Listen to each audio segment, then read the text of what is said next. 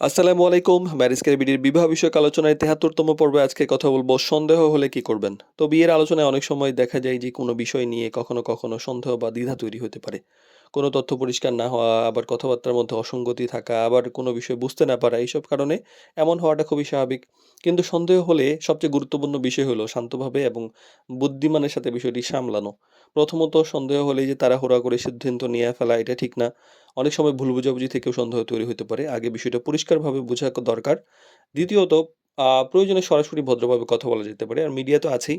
অনেক সময় খোলামেলা আলোচনা করলে ভুল ধারণা দূর হয়ে যায় এবং পরিষ্কার করা যায়। আর মিডিয়ার মাধ্যমে জিজ্ঞাসা করে নিবেন যে ব্যাপারটা আসলে কি? আর তৃতীয়ত হইলো পরিবারের বা বিশ্বস্ত কারো সঙ্গে বিষয়টা আলোচনা করতে পারেন। তাহলে উনারা বিজ্ঞ কোনো সিদ্ধান্ত দিতে পারেন। অনেক সময় দেখা যায় যে অভিজ্ঞ কারো পরামর্শে অনেক সময় অনেক বড় সন্দেহ দূর হয়ে যায়। আর মনে রাখতে হবে যে বিয়ের আলোচনায় এই যে অন্ধবিশ্বাস সেটাও অনেক ঠিক নয়। আবার আ অনেক বেশি সন্দেহ করাটাও ঠিক না। তাই সন্দেহ যদি চলেই আসে তাহলে শান্তভাবে বিষয়টাকে যাচাই করে তারপর সিদ্ধান্ত নেওয়াটা সবচেয়ে ভালো উপায়।